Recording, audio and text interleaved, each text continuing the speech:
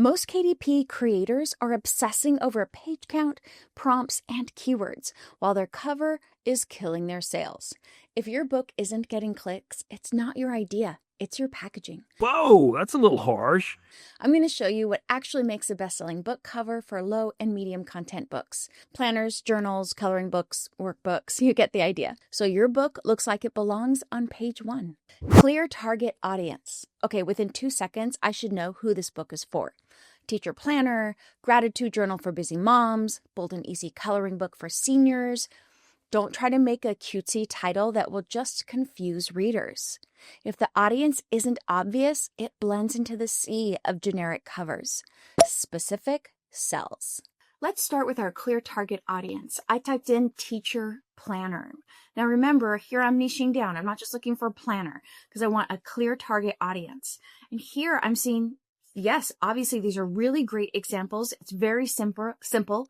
Now remember, it doesn't matter that these are spiral books and created by a professional company. You can still create covers like this. For example, this one right here, this is fabulous. It has the apple, very traditional. You've got the black and white lines.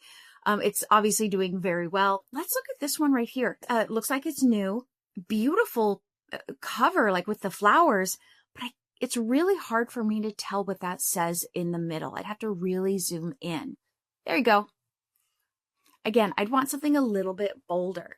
This looks fabulous. You have your pencils. It's very traditional. Here, let's look at our target audience for a mindfulness book. Now, I typed in journal for women because I wanted to be even more specific.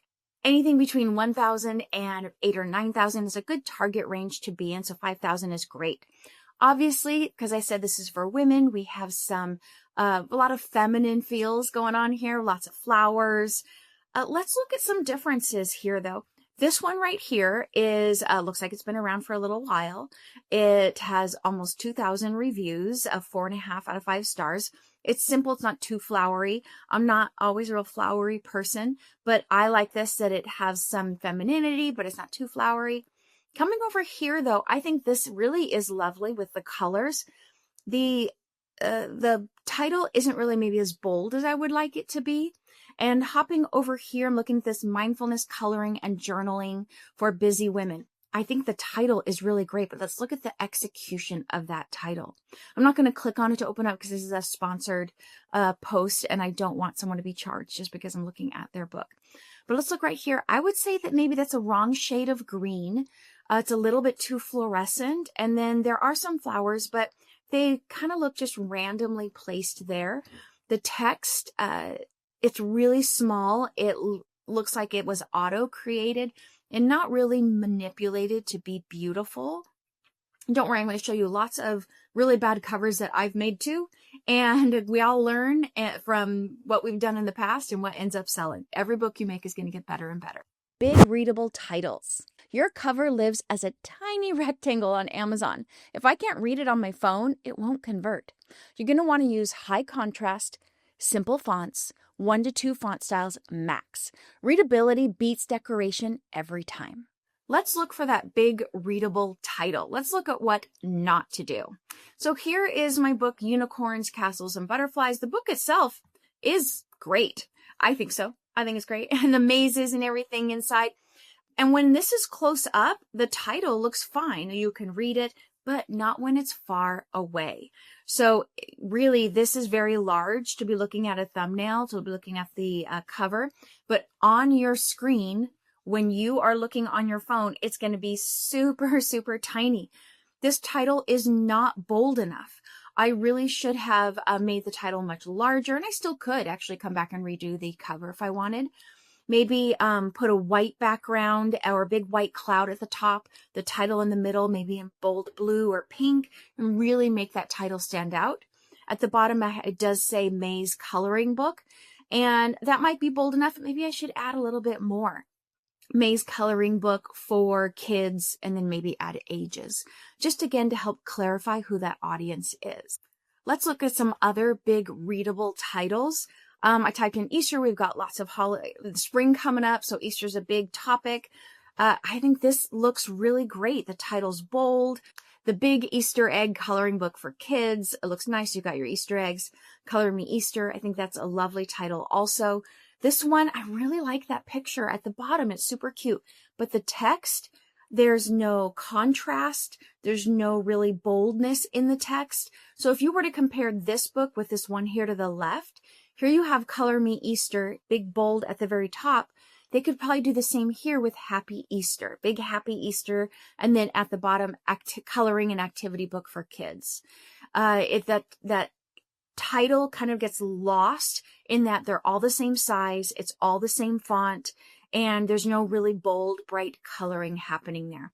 Same thing with this one over here. That's a beautiful cover with the Easter bunny. I love the colors in it, very neutral.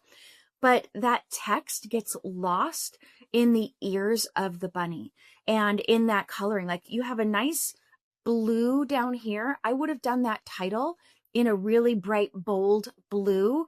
Maybe make the bunny a little bit smaller so the ears don't get mixed up in it. And I think that would be a great way to really make the title bold. Clear benefit or outcome. Low and medium content books must show transformation, not just planner, but productivity planner. Organize your week in 15 minutes a day. Stress relief coloring book. People buy results. Let's look at some of my books that I've done that have terrible covers. Now this one I believe I published about a year and a half ago. I did this through Designer, and I think the text itself is done, like the inside of the book is done rather well. It expresses exactly what I wanted to create, but this is an automatic cover. It was a included cover option. Renee, not good enough. I did not do good enough on this cover. I think the colors are okay, but I should have taken this Innovate and Elevate Create Entrepreneur Toolkit and really made that first Innovate and Elevate bold. But then again, what does Innovate and Elevate mean? That's me trying to make a cutesy title without really telling what it is. I probably should just keep Creative Entrepreneur Toolkit. Very bright and bold at the top, and then maybe at the bottom, Innovate and Elevate Your Business. Here's another really bad example of mine. It's another guide to earning money on how to make a small YouTube channel, monetize your passion. I love that phrase, but what does it really mean?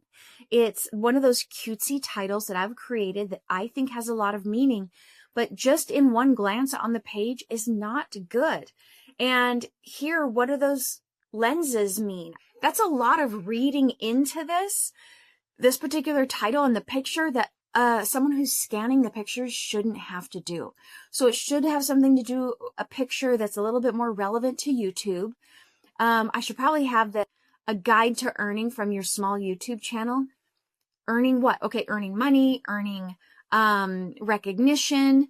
I should have been clearer. Make money on your small YouTube channel and had that very bold and bright at the top. Again, this is another cover I got from Designer.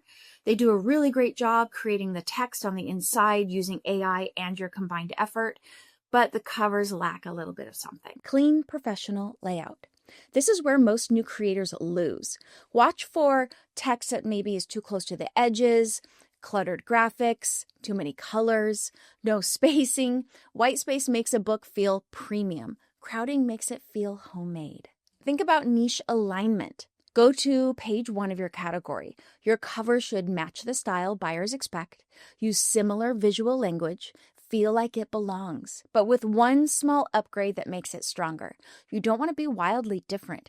You want to be the best version of what's already selling. Let's look at clean professional layout. So here's a novel that I published 1,000 years ago.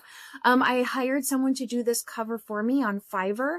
I think I paid maybe about $75 for this particular cover. I'm very pleased with it. It's obviously a fantasy book. I love sci-fi fantasy. The title, Elemental Magic, is very clear that it's a fantasy book. You've got a woman with a sword. It fits in with other fantasy novels. Let me show you. So here we've got 100,000 results for this one, way too big, but I want you to see how my cover fits in with the theme. It's consistent. So yep, I've got lots of swords here happening. There's kind of some of that shaded background. Right here is a really great example of how mine kind of blends into this type of fantasy cover.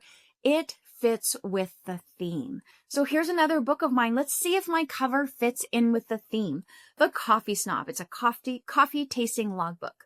Simple cup of coffee. The title's very bold. I am pleased with this particular cover. Let's see if it fits. Now, 420 results for coffee logbook tells me I probably shouldn't have made the book. It's probably why none of them sold. There just isn't a big enough audience out there. And as I'm coming here, yes, it fits in. We have coffee as the main bold picture. It's very clear what the book is for. And so I think that my cover theme fits in with what else is going on in this particular genre. So ask yourself, is your cover consistent with other books in the genre? Ask yourself, do I have a really consistent title and subtitle with what's in my genre? Can someone see this on their phone and understand that this is a teacher planner? Yes. This one over here, it says teacher planner, but it looks like it might be one of those just really simple planner that just has like a layout where you can write like daily lesson plans.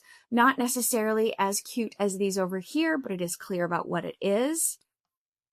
And as I scroll down here, I see lots of other really great examples of clear titles, obvious who the audience is, consistent with this particular theme. This is just one example of a Don't forget to head on over to my website at reneeclancy.com for lots more tips, tricks, and free templates.